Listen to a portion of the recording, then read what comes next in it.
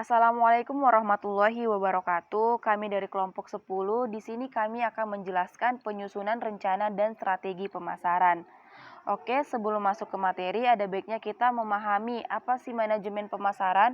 Jadi, manajemen pemasaran adalah seni dan ilmu memilih pasar sasaran dan mendapatkan, menjaga, menumbuhkan pelanggan dengan menciptakan, menyerahkan, dan mengkomunikasikan nilai pelanggan yang unggul. Dan pemasaran berhubungan dengan mengidentifikasi serta memenuhi kebutuhan manusia dan masyarakat secara menguntungkan. Pemasaran juga mencakup kepuasan atas kebutuhan dan keinginan konsumen. Jadi tugas utama dari segala jenis bisnis ini adalah menyerahkan nilai pelanggan untuk mendapatkan laba. Jadi di sini tugas utamanya itu mendapatkan laba. Kemudian dalam strategi pemasaran ada yang dinamakan rantai nilai. Rantai nilai adalah sebuah alat untuk mengidentifikasi cara-cara menciptakan banyak nilai pelanggan, mulai dari merancang, menghasilkan, memasarkan, memberikan serta mendukung produknya. Dan ada nih kunci sukses perusahaan dalam bisnis. Jadi apa sih kunci sukses perusahaan dalam bisnis? Di dalam bisnis memiliki beberapa proses, yaitu proses memahami pasar, kemudian proses realisasi produk baru, kemudian proses mendapatkan pelanggan, dan proses manajemen relasi pelanggan, proses manajemen pemenuhan. Mungkin cukup sekian dari saya, selanjutnya akan dijelaskan oleh pemateri yang kedua. Assalamualaikum warahmatullahi wabarakatuh. Di sini saya akan melanjutkan materi selanjutnya tentang orientasi pemasaran holistik dan nilai pelanggan. Nah, pemasaran holistik sama pengertiannya dengan bagaimana cara merebut nilai pelanggan. Dalam hal ini, hubungan antara aktor-aktor yang relevan seperti pelanggan, perusahaan, dan kolaboratornya, serta kegiatan berbasis nilai, yaitu yang pertama ada eksplorasi nilai. Nah, eksplorasi nilai itu bagaimana perusahaan dapat mengidentifikasi peluang nilai baru. Lalu yang kedua, ada menciptakan nilai. Nah, itu bagaimana perusahaan secara efisien menciptakan tawaran nilai baru yang lebih menjanjikan. Lalu ada lagi yang terakhir, penyerahan nilai. Nah, penyerahan nilai ini bagaimana perusahaan menggunakan kapabilitasnya dan infrastrukturnya untuk menyerahkan tawaran nilai baru secara efisien. Nah, materi selanjutnya itu rencana pemasaran strategik dan rencana pemasaran taktis. Nah, rencana pemasaran adalah instrumen sentral untuk mengarahkan dan mengkoordinasikan usaha pemasaran.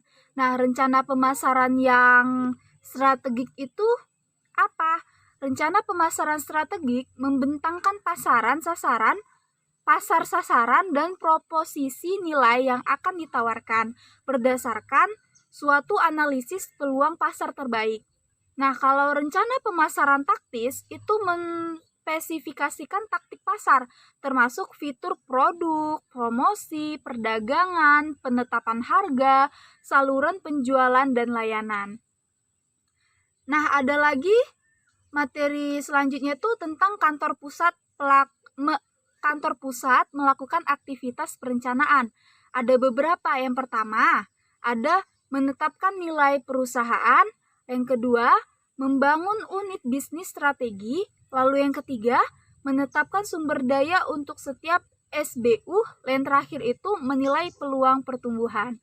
Nah, kendali pemasaran itu apa aja sih? Kendali pemasaran yaitu suatu proses pengukuran dan mengevaluasi hasil strategi dan rencana pemasaran serta mengambil tindakan korektif untuk memastikan bahwa tujuan telah tercapai. Assalamualaikum warahmatullahi wabarakatuh. Perkenalkan, nama saya Niko Alfiandi. Jadi di sini saya akan melanjutkan penjelasan dari teman saya perihal kendali pemasaran. Jadi dalam kendali pemasaran itu melibatkan 4 tahap, yaitu yang pertama, manajemen menetapkan tujuan pemasaran tertentu. Lalu yang kedua, manajemen mengukur kinerjanya di pasar. Lalu selanjutnya yang ketiga itu dibutuhkan adanya evaluasi penyebab berbagai perbedaan antara kinerja yang diharapkan dan kinerja yang sebenarnya. Dan yang terakhir itu diharuskan mengambil tindakan korektif untuk menutup kesenjangan antara tujuan dan kinerjanya. Hal ini memerlukan perubahan program, tindakan, atau bahkan perubahan tujuan. Nah, dalam kendali pemasaran, mereka biasanya menggunakan audit pemasaran untuk menentukan peluang dan masalah pemasaran serta merekomendasikan tindakan jangka pendek dan jangka panjang untuk memperbaiki seluruh kinerja pemasaran. Dan lagi dalam kendali pemasaran itu ada yang namanya audit pemasaran atau dalam bahasa Inggrisnya biasa disebut marketing audit. Yang mana marketing audit atau audit pemasaran ini merupakan sebuah evaluasi yang bersifat formal dan sistematis dalam sebuah strategi atau rencana pemasaran yang sudah diambil. Proses atau evaluasi pemasaran ini dapat dilakukan secara eksternal ataupun internal. Selanjutnya itu dalam kendali pemasaran biasanya diadakan pemeriksaan secara menyeluruh, sistematis, independen, dan berkala tentang lingkungan, tujuan, strategi, dan tindakan perusahaan untuk menentukan wilayah masalah dan peluang serta merekomendasikan rencana tindakan agar meningkatkan kinerja pemasaran perusahaan. Lalu yang selanjutnya saya memaparkan mengenai perencanaan pemasaran. Jadi dalam perencanaan pemasaran ini ada yang namanya komponen utama. Komponen utama itu terdiri dari beberapa hal. Yang pertama itu adalah rangkuman eksekutif. Lalu yang kedua itu situasi pasar saat ini. Yang ketiga, ancaman dan peluang. Yang keempat, tujuan dan permasalahan. Yang kelima, strategi pemasaran. Yang keenam, program tindakan. Yang ketujuh, anggaran. Dan yang terakhir, yang kedelapan itu adalah pengendalian. Baiklah, mungkin sekian saja pemaparan materi dari saya.